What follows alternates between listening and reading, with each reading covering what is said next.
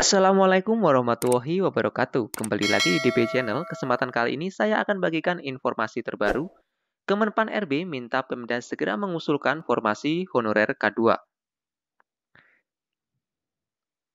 Berita saya ambil dari jpnn.com, Jakarta. Janji Menteri Pemberdayaan Aparatur Negara dengan reformasi birokrasi Menpan RB, Cahyokumolo memberikan kebijakan khusus bagi honorer K2 dalam rekrutmen P3K 2022 akhirnya direalisasikan. Hal ini terbukti dengan adanya surat Kemenpan RB yang ditujukan kepada pejabat pembina kepegawaian atau PPK pusat dan daerah.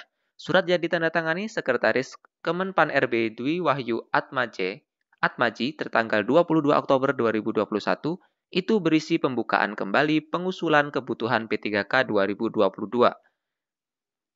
Pengusulan kebutuhan ASN P3K 2022 dibuka kembali sampai akhir November 2021, kata Atmaji dalam suratnya. Untuk melihat lebih detail mekanisme dan jadwal pengusulan kembali kebutuhan P3K 2022, bisa diakses pada e-formasi khusus untuk instansi daerah, kata Atmaji. Pengusulan diutamakan pada jabatan-jabatan yang dimungkinkan diisi honorer K2. Hal ini tetap dengan memperhatikan kualifikasi pendidikan yang dimiliki saat ini dan sesuai dengan persyaratan jabatan fungsional. Sebelumnya, Menpan RB Cahyokumolo mengungkapkan untuk formasi P3K Guru 2021 sebenarnya telah disediakan 1 juta formasi.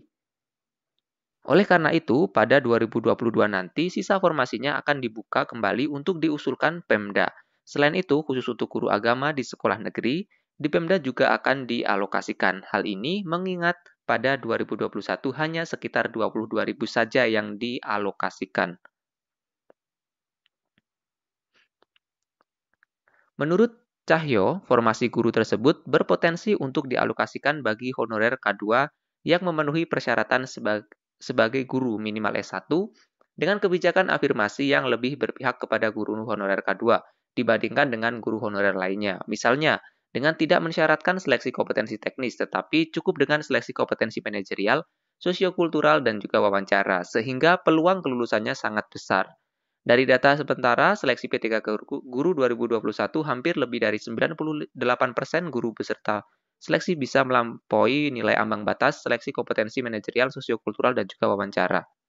Menurut Cahyo, dari data yang ada, masih banyak guru honorer K2 yang berpendidikan di bawah S1, misalkan D3, D2, bahkan ada juga yang SLTA. Nah, sesuai dengan Undang-Undang Nomor 14 Tahun 2005 tentang guru dan dosen, mereka tidak memenuhi persyaratan sebagai guru.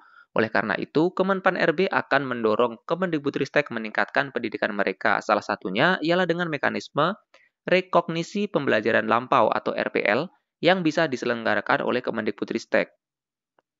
Selain itu, dari data honorer K2 yang ada, selain guru terdapat pula tenaga kesehatan sekitar 4.000 dan tenaga teknis sekitar 270.000. Tenaga teknis yang berjumlah sangat besar tersebut mayoritas berpendidikan di bawah D3 dan banyak yang berprofesi sebagai sopir, pramusaji, petugas kebersihan, dan lain-lain.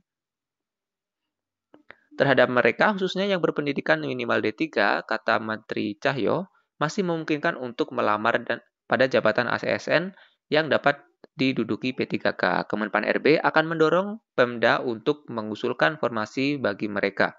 Untuk mengakomodasi penanganan sisa guru honorer K2 dan tenaga teknis yang masih berpotensi untuk mengikuti seleksi dan diangkat sebagai P3K tersebut, Kemenpan RB melalui Deputi SDM Aparatur telah mengusulkan tambahan jumlah formasi 2022 pada Kemenku atau Kementerian Keuangan pungkasnya.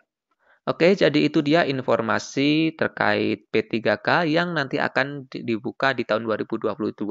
Dan di sini kabar baiknya khusus untuk guru honorer K2 kemungkinan akan ditiadakan untuk tes teknisnya. Jadi nanti hanya akan ada tes sosiokultural, kemudian manajerial, dan juga wawancara. Semoga ini sangat membantu dan bermanfaat bagi guru honorer K2 yang sudah berjuang selama ini mendidik anak-anak bangsa. Semoga ini menjadi jalan terbaik dan juga akan menjadikan keberkahan bagi kita semua. Oke, itu dia informasi yang dapat saya sampaikan. Jadi teman-teman tetap semangat. Kita masih ada kesempatan di periode ini tahap 2 dan tahap 3 dan juga nanti di tahun 2022 sudah terencanakan akan ada pembukaan P3K lagi karena di sini sudah diinformasikan bahwa dari Kemenpan RB sudah memberikan surat kepada daerah untuk mengusulkan formasi lagi. Oke, itu dia informasinya. Terima kasih telah menonton. Jangan lupa di-subscribe, like, dan share video ini jika bermanfaat. Terima kasih. Wassalamualaikum warahmatullahi wabarakatuh.